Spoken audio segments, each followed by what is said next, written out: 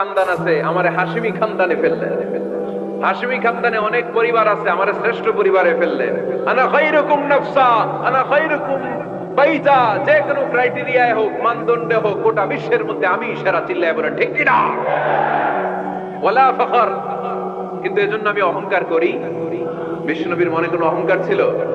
তিনি মানুষ ছিলেন, অসাধারণ মানুষ। তিনি মানব, কিন্তু মহামানব। সুবহানাল্লাহ পড়ে। নবীরে চিনতেছেন? নবীরে চিনতে পারতেছেন? বুঝতে পারতেছেন? কষ্ট হচ্ছে না তো? জিমায় পড়লেন মনে হয়?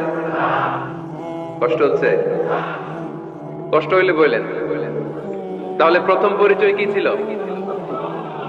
মাশাআল্লাহ।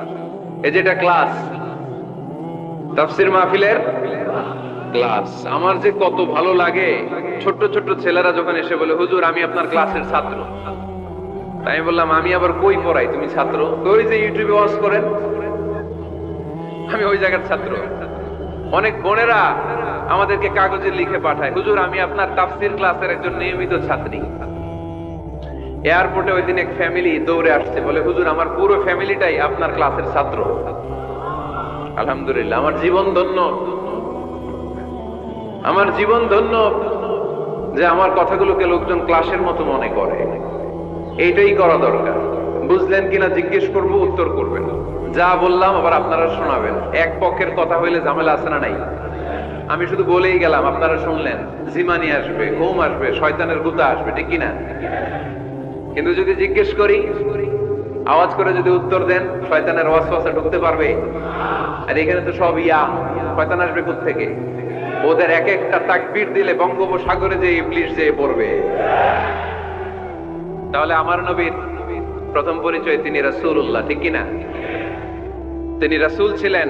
দ্বিতীয় পরিচয় শেষ নবী। 3 নাম্বার পরিচয় তিনি মানুষ ছিলেন। কি ছিলেন? অসাধারণ মানুষ।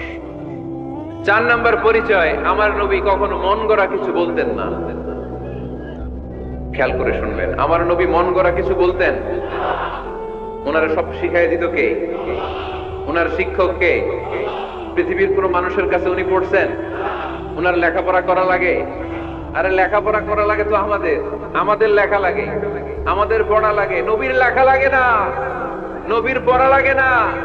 কারণ নবী আমাদের মতো সাধারণ না, তিনি অসাধারণ মানুষ। চিল্লায় বলো ঠিক কিনা? কোন শিক্ষকের কাছে উনি যান নাই, কোন উস্তাদের পদপ্রান্তে যে বসেন নাই উস্তাদ বলে। কারণ ওনার উস্তাদ একজন। চিল্লায় বলেন তিনি কে? তিনি মন গড়া কিছু বলেন না। He was guided by revelation, by ওয়াহী। তিনি ওহী দ্বারা পথ প্রদর্শিত হয়ে কথা বলেন। না জানলে চুপ থাকেন। আমাদের একটা বদ অভ্যাস, না জানলেও আমরা বলি। আছে না নাই? আমি জানি না, এইটা বলতে এত লজ্জা লাগে আমাদের, এত লজ্জা লাগে, এত লজ্জা লাগে। এখন থেকে এইটা প্র্যাকটিস করবেন। বলবেন যে আমি জানি না। আসলেই তো আমি জানি না। আমি কি জানি? জানে তো একজন, তিনি কে? আমি জানি, আমার চেয়ে বড় কেউ নাই, এটা বললেই খবর আছে। এরকম বলে শয়তান। এরকম বলে কে? মুসা আলাইহিস সালাম ওয়াজ করতেছিলেন উম্মতের মাঝখানে। এক উম্মত দাঁড়ায় বলে, ইয়া নবী আল্লাহ, মান আ'লামু ফিল আরদ। হে নবী মুসা, একটা প্রশ্ন। কি প্রশ্ন? আপনি বলেন তো বর্তমান পৃথিবীতে সবচেয়ে বড় জ্ঞানী কে? এই স্টপ। আপনি বলেন তো সবচেয়ে বড় জ্ঞানী কে? মুসা আলাইহিস সালাম বলে আমি। মুসা আলাইহিস সালাম কি বললেন? আসলে ভুল বলেন নাই। কারণ যাকে আল্লাহ কোন এলাকার জন্য নবী বানিয়ে পাঠান, তাকে তো ওই এলাকার সবচেয়ে বেশি জ্ঞান দিয়েই পাঠান, ঠিক কিনা? কিন্তু আল্লাহ চেয়েছেন মুসা আলাইহিস সালাম এইভাবে না বলে যদি এরকম বলতো, আল্লাহু আ'লাম, আল্লাহ বেশি জ্ঞানী, তাহলে আল্লাহ বেশি খুশি হতেন। যখনই বললেন আমি, আল্লাহ ডেকে বললেন, মুসা নো, তুমি সবচেয়ে বেশি বড় জ্ঞানী না। ইযহাব ইলা মাজমাইল বাহরাইন, দুই সাগরের মিলনস্থলে একটা জায়গা আছে, ওখানে আমার এক বান্দা আছে যে তোমার চাইতেও জ্ঞানী। ইসমুহু খাদির, তার নাম খাদির, যারা আমরা বাংলায় বলি খিজির। খিজির আলাইহিস সালাম বলি না? আসলে ওনার নাম কি? খাদির। খাদির মানে এভারগ্রিন, সবুজ। উনি কোন জায়গায় বসলে ওইখানকার হলুদ ঘাসগুলো মুহূর্তে সবুজ হয়ে যেত। গাছপালা না জন্মালে ওদিক দিয়ে হাঁটলে সবুজ গাছপাতা জন্মাতে শুরু করতো। তাই কখনো বলা যাবে না আমি সব জানি। সব জানে একজন, তিনি কে? আমার নবীর 4 নাম্বার পরিচয়, উনি মন গড়া কোনো কথা বলতে জানতেন। নবীরা মন গড়া কিছু বলে? কোন নবীর কথার সাথে কোনো বৈপরীত্য আছে? আপনারা এরকম কি শুনেছেন এক নবী বলছে আল্লাহ আছে, আরেক নবী এসে বলছে না আল্লাহ নাও থাকতে পারে? এমন কি কখনো হয়েছে কোন নবী এসে বলেছে আখিরাত আছে, আরেক নবী এসে বলেছে না আখিরাত নাও হইতে পারে? কথা কন। তার মানে নবীরা মন গড়া বলে না, ফলে নবীদের কথার বৈপরীত্য নাই। কিন্তু কবিদের কথার বৈপরীত্য আছে না নাই? দার্শনিকদের কথার অমিল আছে না নাই? এক দার্শনিক বলে মানুষ পেট সর্বস্ব জীব, মানুষের বড় সমস্যা পেট সমস্যা, এটা ঠিক হলে সব ঠিক। আরেক দার্শনিক এসে বলে না মানুষের সেক্স সমস্যা বড় সমস্যা, যৌন সমস্যা, এটা ঠিক করে দিলে সব ঠিক। আরেকজন এসে বলে না পেটও না যৌন সমস্যাও না, মানুষ আসলে মানুষই না, মানুষ হইলো বান্দর।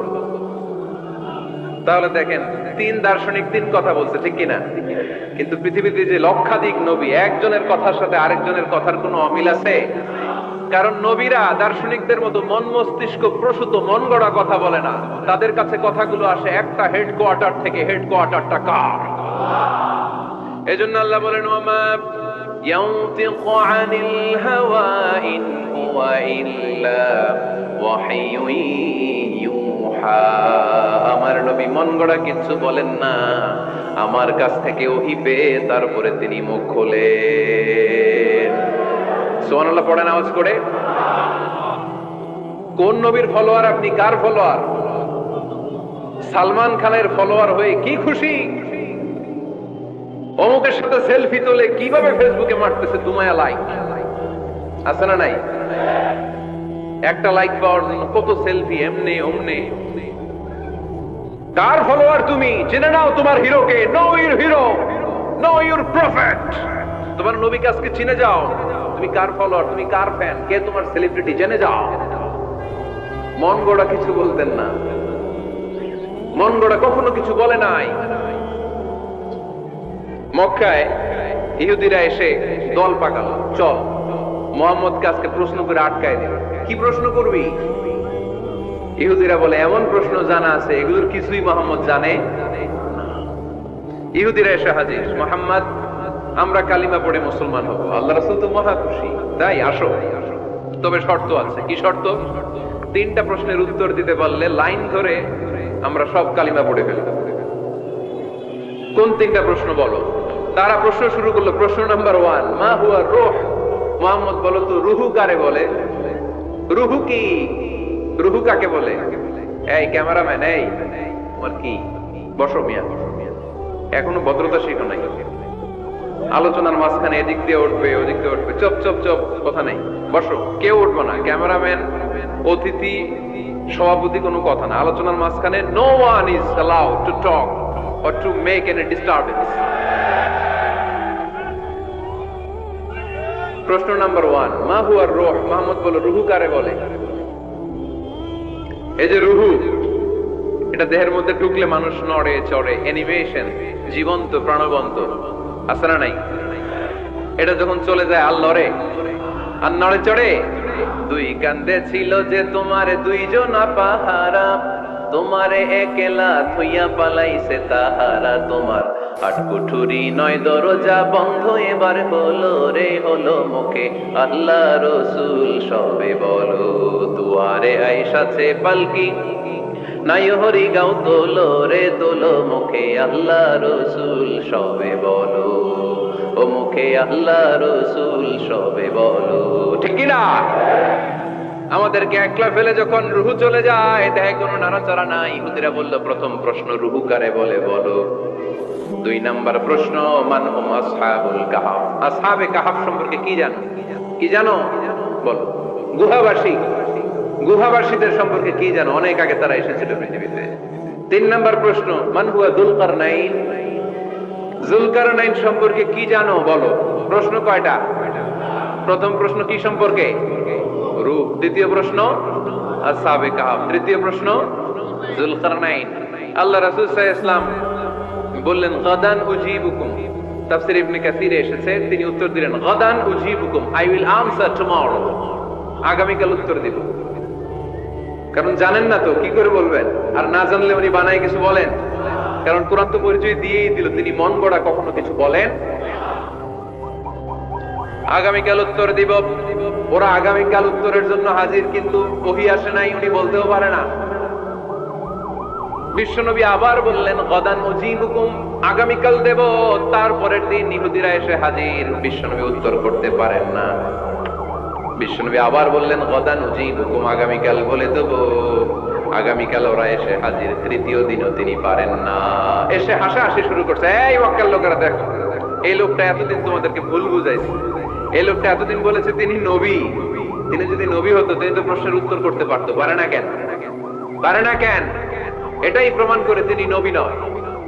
তিনি যদি পারতো উত্তর দিয়ে দিত। আপনারা এদিকে তাকান কেন? ডানে কি অ্যাম্বুলেন্স যাচ্ছে, তো আপনাদের কি হয়েছে? আপনারা এদিকে তাকান।